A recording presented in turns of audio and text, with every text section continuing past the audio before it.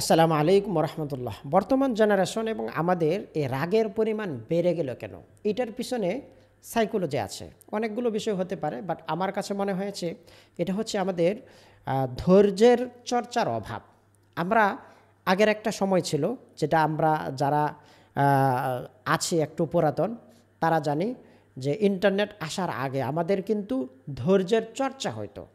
যেমন একটা চিঠি, একটা তথ্য, একটা চিঠি যদি পাঠানো হতো, তাহলে তার জন্য 2 মাস 3 মাস ধৈর্য ধরতো মানুষ।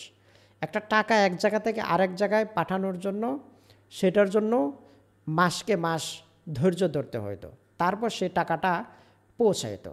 হ্যাঁ, আলিফ লাইলার কোনো একটা মুভি দেখতে হইলে সেটা পুরা একটা সপ্তাহ ধৈর্য ধরতে অপেক্ষা করতো, তারপর দেখতো। কিন্তু এখন কি হয়, এখন সেই ধৈর্যের চর্চার জায়গাটা নাই। যখন আমরা যেটা চাচ্ছি সেটাই পেয়ে যাচ্ছি। সেকেন্ডের ভিতরে আমাদের তথ্য এক জায়গা থেকে আরেক জায়গায় চলে আসছে। হ্যাঁ, আমাদের টাকা সেকেন্ডের ভিতরে চলে আসছে। আমরা এখন যা চাচ্ছি সেটাই পাচ্ছি।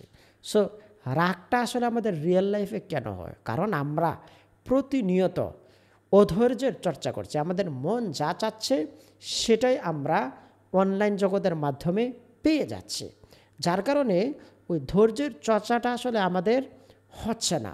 আর এটা না হওয়ার কারণে রিয়েল লাইফে যখন আমাদের ইচ্ছার বিরুদ্ধে কোনো কিছু ঘটে যাচ্ছে, তখনই কিন্তু আমরা রাগ হয়ে যাচ্ছি। সেই জায়গায় আমরা কিন্তু নিজেদেরকে কন্ট্রোল করতে পারছি না। সো রাগ যদি আমাদের হয়, তাহলে আমরা কি করতে পারি? হাদিস শরীফে এই ব্যাপারে চমৎকার একটা সমাধান রয়েছে, যেটা আমরা কেউ ফলো করে না। আধুনিক সমাজ অনেক কিছু আমাদেরকে অনেক কিছু শেখায়, রাগ হলে এই করতে হবে, সেই করতে হবে, সেই করতে হবে, কোনোটাই কোনো কাজ আসে না। কিন্তু হাদিস শরীফে যে মেথড দেওয়া হয়েছে, আমার বিশ্বাস এই মেথড আপনি কখনোই অ্যাপ্লাই করেন নাই।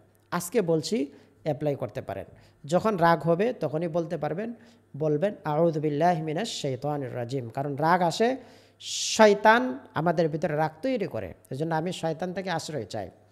হ্যাঁ, সো আউযু বিল্লাহি মিনাশ শাইতানির রাজিম পড়া, পারলে একটু চোখ মুখ ধোয়া, বা সবচাইতে ভালো হয় যদি গোসল করেন।